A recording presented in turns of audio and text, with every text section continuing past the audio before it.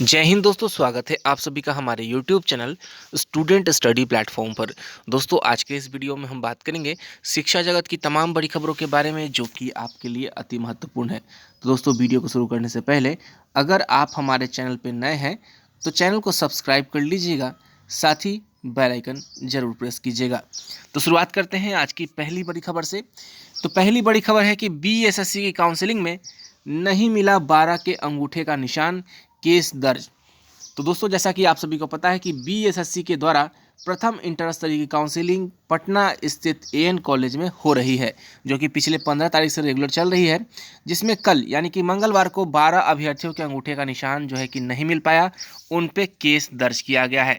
तो बिहार कर्मचारी चयन आयोग की ओर से आयोजित प्रथम इंटर स्तरीय परीक्षा में 12 अभ्यर्थियों के खिलाफ श्री कृष्णपुरी थाने में मामला दर्ज किया गया है। इन सभी अभ्यर्थियों के अंगूठे का निशान का मिलान नहीं हो पाया था। इनके खिलाफ में मामला दर्ज कर पुलिस जांच में लगी है। अब तक 141 ऐसे अभ्यर्थी हो गए हैं जिनके खिलाफ प्राथमिकी दर्ज हो चुकी है और जांच चल रही है। तो देखिए, BSSC काउंसलिंग में सबसे बड़ा मसला जो है कि अभी NCL और NCL के बाद जाति, और जाति के बाद जो है कि अब ये अंगूठे का निशान के बारे में बहुत सारे छात्रों में जो है कि चर्चा गर्म है। और चर्चा गर्म इस बात को लेकर है कि बहुत ऐसे फर्जी कैंडिडेट्स तो हैं ही, साथ में कुछ ऐसे कैंडिडेट्स भी हैं जिनके जेन्युइन होने के बाद भी, सही होने के बाद भी उनके अंगूठे का निशान नहीं मिल पा रहा है। तो ऐसे अभ्यर्थी हैं, लेकिन उसमें फर्जियों की भी संख्या अधिक है। तो बात करें दोस्तों कि इन अभ्यर्थियों के साथ क्या होगा, तो मैं बार बार कह चुका हूँ कि जिस प्रकार से BSSC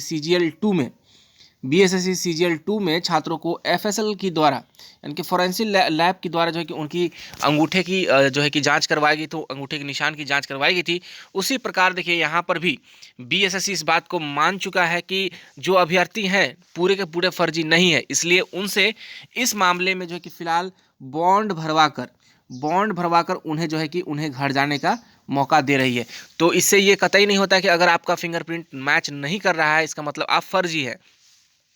आयोग भी इस चीज़ को मानता है कि अगर आपका फिंगरप्रिंट मैच नहीं होता है तो आप एक बॉन्ड भर दीजिए, और बॉन्ड भरने के बाद अगर जो ये पुलिस की जांच होगी, उस पुलिस की जांच में आपको सहयोग करना होगा। यानी कि पुलिस अपने स्तर से जांच करेगी कि क्या ये फर्जी अभ्यर्थी था या नहीं था, क्या इनके फिंगरप्रिंट्स जो मैच नहीं हुए क्या वो सही थे या नहीं थे।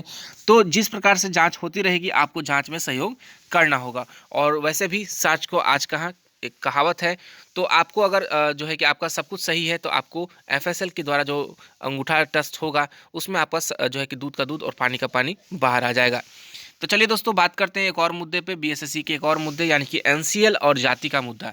तो देखिए दोस्तों, NCL और जाति का जो मुद्दा है आज हाई कोर्ट के में जो है कि लिस्टेड है। तो ये पटना हाई कोर्ट है, तो पटना हाई कोर्ट में आज रूम नंबर 10, ठीक है, कोर्ट के रूम नंबर 10 में आज ये केस लिस्टेड है। हालांकि इसकी सुनवाई होगी या नहीं होगी आपको मैं बताना चाहूँगा। तो आप यहाँ अपने स्क्रीन पे देख सकते हैं कि ये डेली कॉज लिस्ट है, यानी कि जो लिस्टेड होती है, यानी जो केस लिस्टेड होती है उसमें इसको शामिल तो किया गया है, लेकिन इसका सीरियल नंबर जो है कि 172वां है। आप देख सकते हैं कि CWJC 20/854 2021 यहाँ देखिए selection Vinod Kumar versus state of Bihar, advocate जो है कि छात्रों की तरफ से अलका वर्मा, और स्टेट ऑफ बिहार की तरफ से मनीष कुमार, सत्यम सुंदरम और ललित किशोर।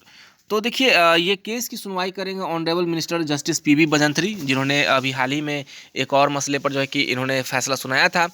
तो इसी चीज़ पर एक बार फिर से PB बजंत्री जो है कि इस चीज़ की सुनवाई करेंगे, और सुनवाई के बाद क्या निकल के आता है वो देखने वाली बात होती है। हालांकि अगर बात करें कि अगर ये केस आज लिस्टेड है, यानी कि 22 तारीख को अगर लिस्टेड है, तो क्या इसकी आज सुनवाई होगी, तो इसकी संभावनाएं बहुत कम है, क्योंकि अगर केस की सुनवाई की बात करें तो प्रतिदिन केस जो है कि 50 से 60 ही केस सुनवाई होती है, लेकिन इस केस की जो लिस्टिंग है वो 172वें नंबर पे है। तो उम्मीद किया जा सकता है कि अगर इसे जो है कि इसे अर्जेंसी करके अगर जो एडवोकेट मैडम है उसे जो है कि एक बार फिर से लिस्ट करती है 22 तारीख को, तो अगर ये 23 तारीख को हो सकता है कि शुरुआती दौर में सुनवाई हो सकती है। तो चलिए दोस्तों, BSSC से संबंधित जो हाई कोर्ट का फैसला होगा और हाई कोर्ट में जो सुनवाई होती रहेगी, आपको हमारे चैनल के माध्यम से पल पल की अपडेट मैं देता रहूँगा, और जो भी इंपॉर्टेंट अपडेट होगी आपको अपने चैनल के माध्यम से वैसे भी पहले से देता आया हूँ। तो इस मामले में जो भी जो फैसला होगा, क्या सुनवाई होती है या नेक्स्ट हियरिंग मिल जाती है, वैसे उम्मीद तो किया जा सकता है कि 1 से 2 सुनवाई में जो है कि इसे जो है कि फैसला क्लियर कर दिया जाए। और बात करें अगली खबर पर, तो अगली खबर कि बिहार में अगले साल 17,000 से अधिक पदों पर नियुक्ति होगी। तो ये एक बहुत बड़ी खुशखबरी है दोस्तों, क्योंकि इस बार जो है कि 2022 में आपको 17,000 से अधिक पदों पर नियुक्ति देखने को मिलेगी। जिसमें कौन कौन से आयोग हैं, जिसमें आयोग है आपके देख सकते हैं कि अगले साल बिहार लोक सेवा आयोग, बिहार कर्मचारी चयन आयोग और बिहार तकनीकी सेवा आयोग द्वारा 17,000 से अधिक पदों पर नियुक्ति होगी। तो जैसा कि दोस्तों 3 महत्वपूर्ण आयोग हैं, बीपीएससी, बीएसएससी और बीटीएससी। तो ये 3 महत्वपूर्ण आयोग में 17,000 से अधिक पदों पर यहाँ पर नियुक्ति होनी है और कुछ वैकेंसियाँ भी नई निकाली जाएगी। इसके अलावा भी बिहार में केंद्रीय चयन परिषद, सिपाही भर्ती है, दरोगा भर्ती है, तो इन सब में बहालियाँ आ सकती हैं। तो देखिए यहाँ पर कि 17,000 से अधिक पदों पर यहाँ नियुक्ति होगी। इनमें 7300 पद ऐसे हैं जिनकी परीक्षा या काउंसलिंग हो चुकी है, लेकिन किसी वजह से अब तक रिजल्ट नहीं निकल सका है। वहीं लगभग 5100 पद ऐसे हैं जिनका विज्ञापन निकल चुका है, लेकिन परीक्षा या काउंसलिंग अभी तक नहीं हुई है। 5,000 पद नए हैं और अगले वर्ष इनके विज्ञापन में निकलने की संभावना है। तो देख सकते हैं यहाँ पर कि बीटीएससी से कौन कौन से हैं। तो बिहार तकनीकी सेवा से इस वर्ष की शुरुआत में जेई नियुक्ति के लिए काउंसलिंग की है, रिजल्ट भी तैयार हो गया, लेकिन कोर्ट में मामला लंबित होने से रिजल्ट नहीं निकल सका है और इसके अगले वर्ष ही निकलने की संभावना है। तो जेई की बहाली देखिए यहाँ पर जो है कि हो सकती है। और इसके अलावा अलग अलग विभागों में 6300 सिविल, इलेक्ट्रिकल, मैकेनिकल, जूनियर इंजीनियरों की नियुक्ति होने वाली है। इसके लिए साथ ही मत्स्य प्रसार पदाधिकारी की काउंसलिंग जो है कि आपको मैं कल ही बताया था कि इसकी काउंसलिंग जो है कि 16 से 20 दिसंबर के बीच हुई है। और जो जबकि 20 दिसंबर तक मत्स्य विकास अधिकारी की जो काउंसलिंग आयोजन किया जा रहा है, यह 24 तक चलेगी। तो इस देख सकते हैं कि यहाँ पे मत्स्य प्रसार पदाधिकारी है, मत्स्य विकास पदाधिकारी, दोनों की काउंसलिंग चल रही है। इससे पहले 10 से 16 दिसंबर तक ऑप्थेल्मिक असिस्टेंट की नियुक्ति के लिए काउंसलिंग हो चुकी है, जिसका रिजल्ट अगले वर्ष निकलने की संभावना है। करीब 4,000 आयुष डॉक्टरों की नियुक्ति भी जो है कि बीटीएससी यानी कि बिहार तकनीकी सेवा आयोग ने विज्ञापन निकाला है। इसके लिए भी अगले वर्ष काउंसलिंग और रिजल्ट आएगा। तो ये बातें हो गई बीटीएससी को लेकर, यानी कि बिहार तकनीकी सेवा आयोग। अब बात करें सबसे इंपॉर्टेंट बीपीएससी। तो बीपीएससी में देखिए 67वीं की परीक्षा जो है कि यहाँ पर फॉर्म भरा ली गई। एग्जाम जो है कि फरवरी या उसके बाद ली जाएगी, जिसमें 794 पदों पर नियुक्ति होनी है। इसके साथ ही असिस्टेंट इंजीनियर की परीक्षा भी अगले वर्ष 26 और 27 मार्च को होने वाली है। तो देखिए बीपीएससी की तरफ से ये वैकेंसीज हैं आपको 794 जो है कि बीपीएससी 67वीं में है। उसके अलावा जी इंजीनियरिंग जो है असिस्टेंट इंजीनियर की जो परीक्षा है उसकी भी 26-27 मार्च को होगी।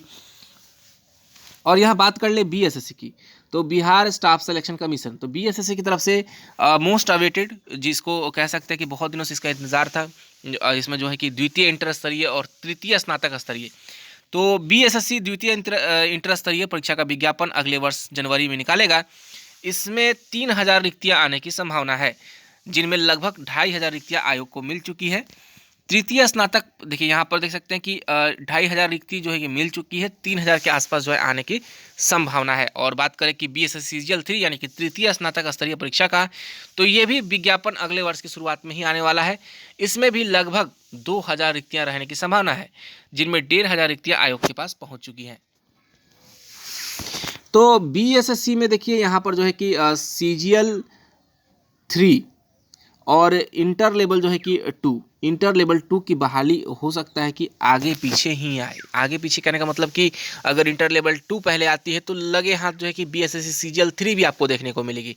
तो ये एक गोल्डन अपॉर्चुनिटी है। ये मैं इसलिए कह रहा हूँ कि बीएसएससी प्रथम इंटर स्तरीय की काउंसलिंग अब आखिरी चरण पे है और आखिरी पड़ाव पर है, और इस प्रकार से कि ये बहाली जैसे ही कंप्लीट हो जाएगी वैसे ही सीजीएल 3 और बीएसएससी इंटर लेवल 2 का वैकेंसी आपको देखने को मिलेगा।